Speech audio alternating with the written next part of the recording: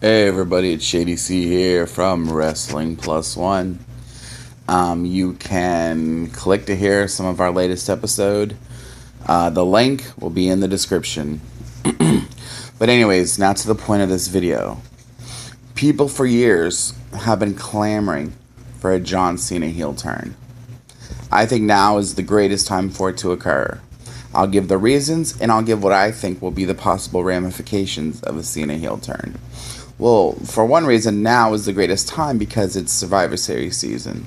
And everyone knows there's some swerve, some screw job, and something amazing happens at every Survivor Series. So I think this would be epic. Epic. Just think about it. Think about it. Let's say Orton is back in time for the Survivor Series, because we know right now, as reported on Raw, they're doing an injury angle with Randy Orton. So let's say they have him back, and he's on Team Cena. He comes out. Just imagine it. I hear voices in my head. The crowd erupts. He's joining Team Cena. He gets in there. And then the match goes on. It's an elimination match. So they get down to Randy Orton and Cena on one side, and Triple H on the other side. Triple H is beating the fuck out of Cena. Cena's down. Then Triple H picks Cena up, throws him into the rope, some sort of a double clothesline spot. Triple H has no one to tag into.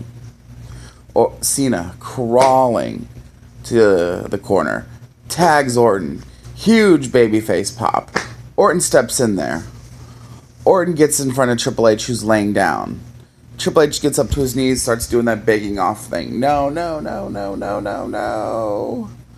And as Orton's about to attack, has his fist up.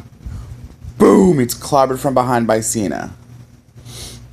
Triple H gets up, starts beating the crap out of Orton with Cena. They're both laying in the boots, laying in the boots, laying in the boots. Or as JR would say, stomping a mud hole in him and walking him dry. So they're beating the crap out of him.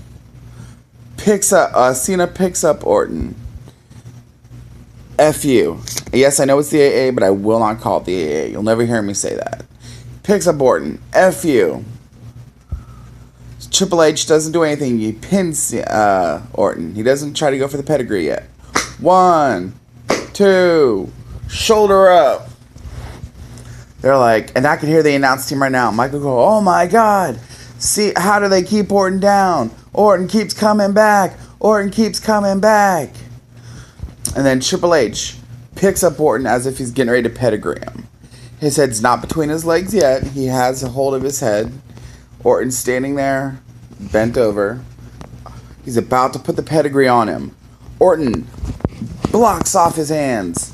Hits an RKO. Turns Triple H over, goes for the 1, 2. Cena interrupts again. This gives Orton a feel that they can't keep him down.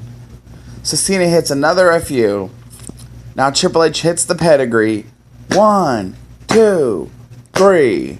Bing, bing, bing, bing. It's all over. Now the next night, next night, let me redo that. Next night, Cena, Triple H come out to the ring. They hug, they embrace. The fans are booing like crazy.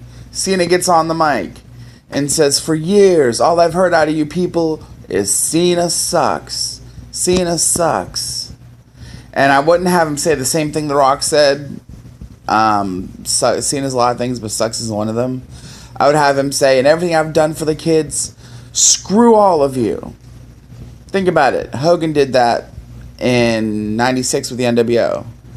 Turns out, as the months went on, Hogan still did things for charity. So it's not going to impugn or in any way damage Cena's reputation with the charities. Or they could easily have him go another route and say, you know what? Screw you adults. You've booed me. The kids have stuck by me, and I'm still sticking by the kids. If you were a fan of mine, it could be similar to the Diesel promo he did, where Diesel said, I'll slap any hand that has a Diesel glove on or a Diesel or, something like that. If you supported me before, you got nothing to worry about. I'm still your hero. Another promo Bret Hart had done. But for all of you that hated me, screw you. Because I know one thing they're worried about turning him heel is the whole charity aspect. But heels do for charity. So he could be a heel and do for charity. Or like I said, he could easily take the route of the Diesel route. Either way, here's what's going to happen. If Cena turns heel, I think it would have the same effect as Hogan turning heel did. I think it would bring a big boom to wrestling. I think it would bring more eyes to wrestling. And I think it would cause another golden age. Or at the very least, a bronze age. Or a silver age. But it would do good. The network would explode. Oh, and another thing. I'm going to talk about the network here too. I really liked that they had that Sheamus Rusev match. Sorry about that. The Sheamus Rusev match on the network instead of Raw. Brings more attention to the network. Think about it. The fans who don't have it think, wow, I want to see that match. Only thing they need to do now is do not show clips. You can announce who won, but say if you want to see the match, it's on the network right now, on demand. Don't show clips of the match. I hate when they show shit that's on the network. Talk about it, yes. Expand on it, yes. Tell people how great a match it was. And it was a really good match. No joke. But they need to do more of that. More exclusives. Like I said, if you check back into my other videos, you'll see I mentioned having exclusive things on the network. To show things, you know.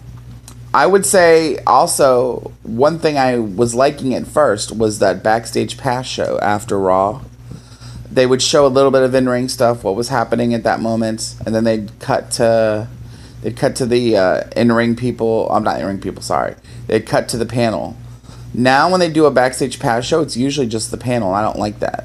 They need to show what goes on after Raw. That will bring more eyes to the network. Think about it. If you're a diehard WWE fan who doesn't have the network because they don't think it's worth it, if you know you're going to see the dark matches after Raw, and even the dark matches before Raw and the pre-show, show all that shit too. Are you kidding me?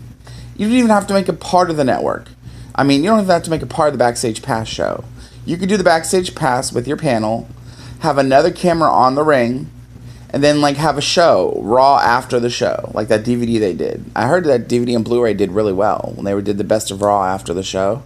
So they could make a show called Raw After the Show. You kidding me? That would bring so many eyes. And next week is ECW week, from what I hear. So that's gonna be cool. And I hope people do subscribe. The more you subscribe, the more shit they're gonna offer. So subscribe now. This is a free month. Come on, fuckers. Free. You can afford free. Come on. I was born and raised poor in the ghetto. Anytime you heard free, you'd get it. Doesn't matter what it was. I remember they were giving away tampons, and brothers was like, yeah, let me see it. I can use that for something. There's something that could be done with that by me. But yeah, so if it's free, get it. Come on. You have nothing to lose. If you don't like it, cancel. If you cancel, you're an idiot. If for nothing else, the pay-per-view thing is a good deal. Beats the hell out of $50. But not only that, you do get a lot of good shit in the vault. And, you know, all the archive shit. I mean, there's not as much as I would like. I'd like them to have a lot more. But there's still some good shit in there. And the original shows, Monday Night War, is really cool. They have a new show, Rivalries. They've already got 2 episodes up. Granted, it's Austin versus McMahon Part 1 and Part 2, but it's still cool to have. Anyways, this has been a long video, so I'm about ready to cut it here. Remember, the link to Wrestling Plus One will be in the description. Check it out.